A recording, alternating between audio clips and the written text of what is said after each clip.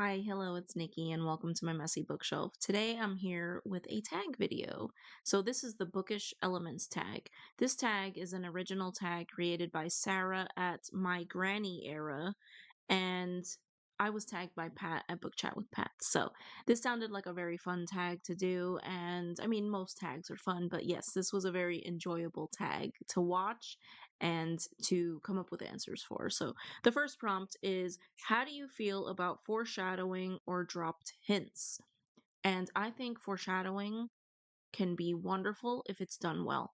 What I don't want is a book telling me exactly what's going to happen, but if it can foreshadow or drop a hint about what's going to happen without telling me exactly how and when it's going to happen, I think it is like chef's kiss. So, yeah. Prompt number 2, bookmarks. What do you use? How do you feel about bending the corner down? So, I am a little bit ashamed to admit that in my younger years, I used to bend the corners down. And that is because, I mean, that was what we were told to do. We used to borrow books from the library. I didn't have bookmarks when I was growing up. It is something that I started collecting when I was older. So I used to bend the corners when I was a child and a teenager. So, um, now the thought of bending a corner of a book, especially a library book, makes me want to, it makes me feel ill. So, but bookmarks, the type of bookmarks that I use, I mean, I just shared a video where I showed many of my favorite ones. I love very thin bookmarks that, have a nice picture on them, whether it is artwork created by one of my children or whether it is, a map or whatever it is. I love bookmarks. I love collecting bookmarks. And yeah. Prompt number 3, forgotten bookmarks. Have you ever found something strange in a book? So I apologize. If you hear my dog, we had snow, there is snow falling off the roof, and he thinks someone is trying to get in and attack us. So but forgotten bookmarks. I think the strangest thing that I have found was just like a grocery list from someone. I can't remember if it was a library book or if it was a used book, but I think I found a grocery list. Uh, and it was amusing because I didn't know who it was from or whose it was, but I haven't found anything really strange. I have found, I think boarding passes. I have found, just normal strips of paper, lists, receipts. I have found many receipts in books, that are not mine. Prompt number 4, inscriptions and annotations. How do you feel about writing in a book and how do you annotate if you do? So, annotating is not something that I do very often, but I do annotate some books. For instance, I just finished reading Moby Dick and I felt the need to annotate very strongly.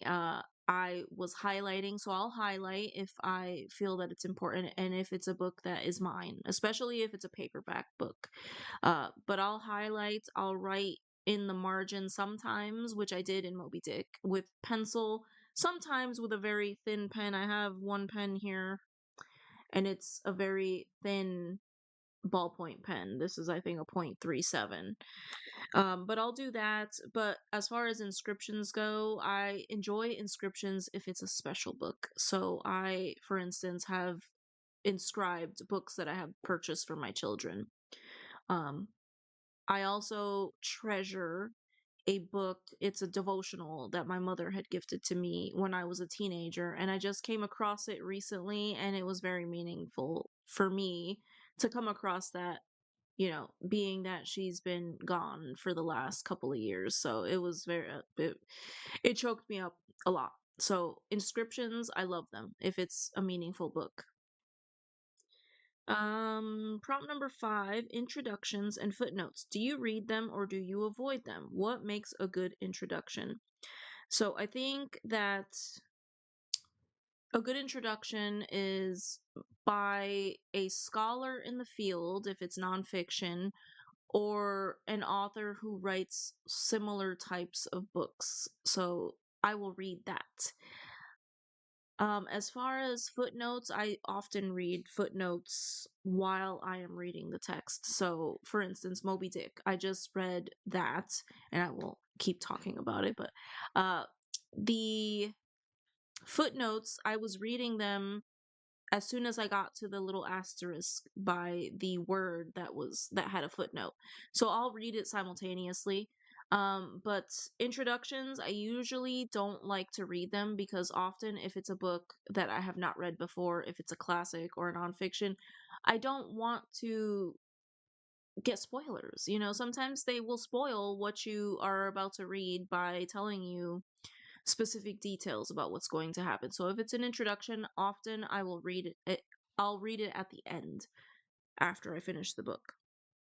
Prompt number 6, accessories. Do you use bookish accessories like a clip-on reading light, book sleeve, annotation materials, book stand, etc.? So I do use, annotation materials. I do have many different sticky notes, the little tiny page flags. I use those for all kinds of things in my planner and at work. So I have many, many different colors. So I do use those.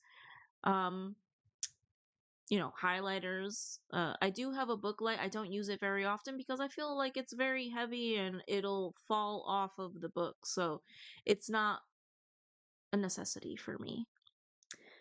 Um, Book sleeves, I like the idea of a book sleeve, but I don't own any. So I have seen many very cute ones that people have, but I have never purchased one. Prompt number 7, art and illustrations. How do cover art and illustrations affect your reading experience? So, art and illustrations, I think, can make a wonderful book even better. So, those are things that can influence me to purchase a book that I already own. I have a few books that I already owned that I have purchased new versions of them because an illustrated version was released. So beautiful art, it is something to treasure. So it makes the reading experience that much better. And especially with children's books or with middle grade, or if it's a classic, I just love like the book plates. I love, even if it's black and white illustrations, I love those too. And prompt number 8, format. Which format of books do you prefer? Hardback, paperback, audio, or digital? Do you do different things for different situations? And that is absolutely. I often will have an audiobook going in the car and while I am at home and doing chores and things like that. So I'll often either be listening to YouTube videos or an audiobook while I am, folding laundry and things like that.